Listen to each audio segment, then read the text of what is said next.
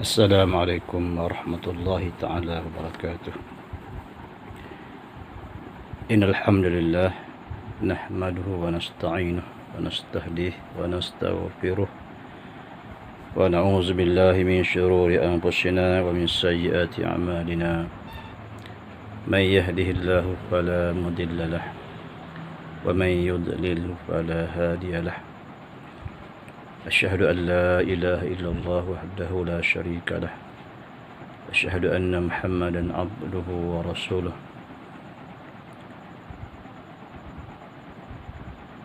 سبحانك لا علم لنا إلا ما علمتنا إنك أنت العليم الحكيم. رب اشرح لي صدري ويسر لي أمري واحلل عقدة من لساني يفقه قولي. Muslimin muslimat rahimakumullah, alhamdulillah. Bila sama-sama kita merakamkan kesyukuran yang tidak terhingganya kepada Allah Subhanahu wa taala. Karena Allah Subhanahu wa taala banyak memberi nikmat kita, nikmat zahir dan nikmat batin. Lebih-lebih lagi nikmat iman dan nikmat Islam. Dan kita bersyukur juga kepada Allah Subhanahu wa taala. Alhamdulillah, karena Allah Subhanahu wa taala masih lagi memberi kita kehidupan, memanjangkan umur kita, sehingga dapat kita bertemu di bulan Ramadan yang mulia ini, yang mana bulan ini merupakan bulan ibadat, bulan untuk menggandakan pahala kita kepada Allah Subhanahu wa taala. Alhamdulillah, Allah memberi kita kesihatan yang baik sehingga dapat kita menyambut pada bulan Ramadan ini. Walaupun ada setengah di antara saudara kita, sahabat-sahabat kita yang telah meninggal sebelum menyambut pada bulan Ramadan ini. Jadi alhamdulillah, Allah masih lagi memberi kesempatan kepada kita untuk kita merebutkan pahala yang sebanyak-banyaknya di bulan yang mulia ini. Jadi kita berdoa kepada Allah Subhanahu wa taala, mudah-mudahan Allah Subhanahu wa taala memanjangkan umur kita sehingga selesai Ramadan ini, untuk kita menjalani kehidupan yang baik. Allah beri kesehatan kita sehingga dapat kita merebut pahala yang begitu banyak di bulan yang mulia ini. Jadi pada malam ini, kerana sempurna pada bulan Ramadan, bulan Al-Quran, bulan yang mana syahrul Ramadan allazi unzila fihi al-Quran hudan linnas wa bayyinatin minal huda wal furqan. Bulan Ramadan yang padanya diturunkan Al-Quran yang menjadi petunjuk kepada manusia, hudan linnas wa bayyinatin, dan menjadi keterangan-keterangan yang menjelaskan petunjuk, wal furqan, dan menjelaskan perbezaan antara yang benar dan yang salah atau yang batil.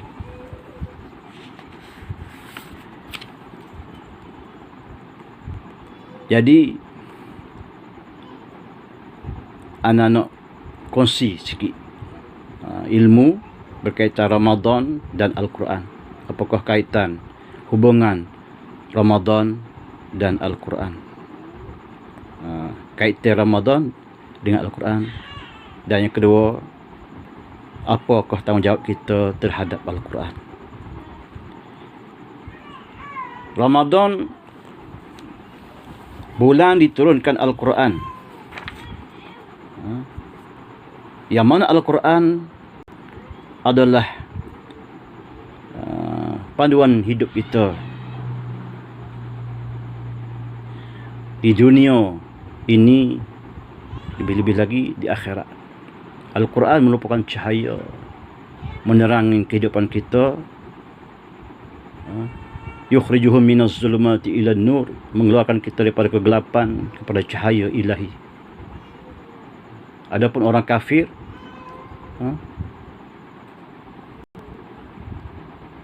Allah tidak memberi cahaya, memberi mereka kegelapan di dunia dan akhirat. Jadi alhamdulillah, Al-Quran juga merupakan sumber ilmu. Sumber ilmu pada kita, pada umat Islam. Sumber ilmu yang pertama, yang kedua adalah hadis. Malaikat dengan manusia,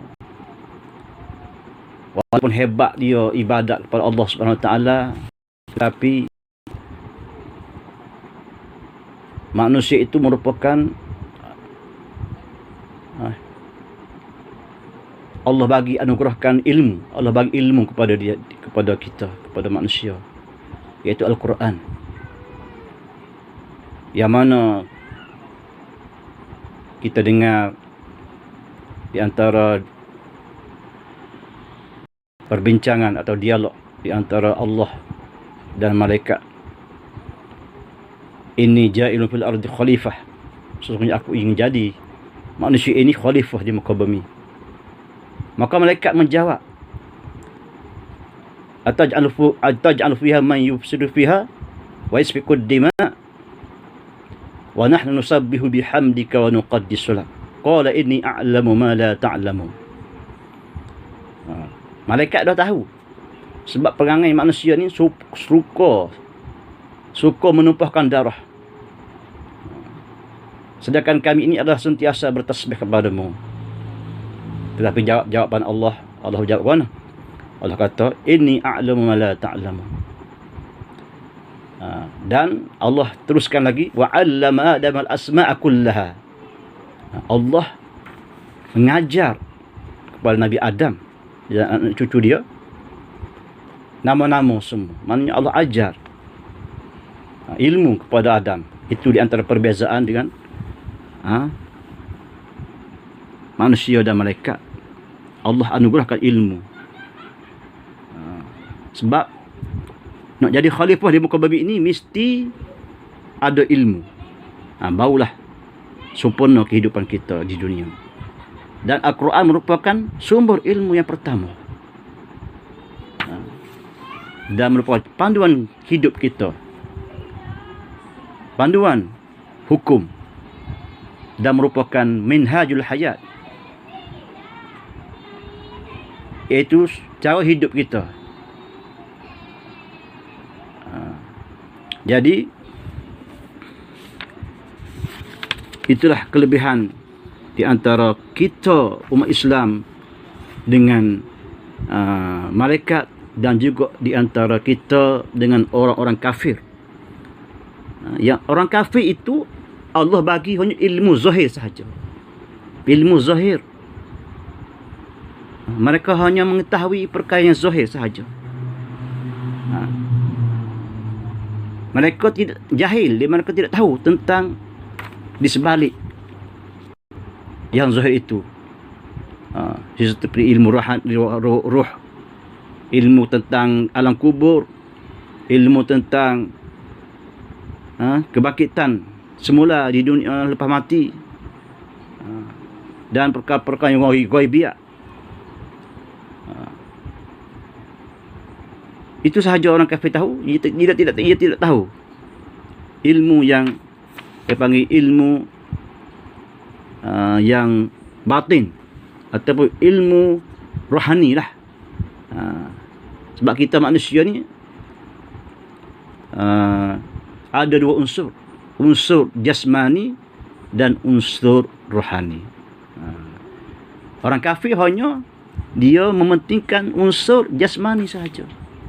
Sedangkan kita umat Islam mengambil berat kedua-duanya sekali. Sebab itulah Al-Quran merupakan panduan kita, hidayah kita,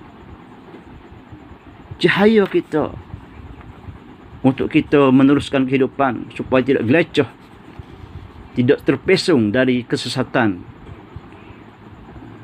dan menjadi cahaya kita di akhirat. Sebab itulah kita digalakkan untuk membaca Al-Quran, lebih-lebih lagi di bulan Ramadan ini.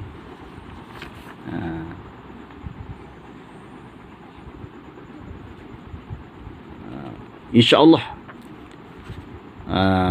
dalam siri yang kedua nanti ana akan kupas ataupun berkongsi ilmu dengan sahabat-sahabat semua ataupun dengan muslim-muslimat tanggungjawab kita terhadap Al-Quran. Jadi yang mana siri pertama kita telah bincang apakah kaitan Ramadan dengan Al-Quran. Maknanya di bulan Ramadan diturunkan Al-Quran daripada langit yang ketujuh di malam Lailatul Qadar.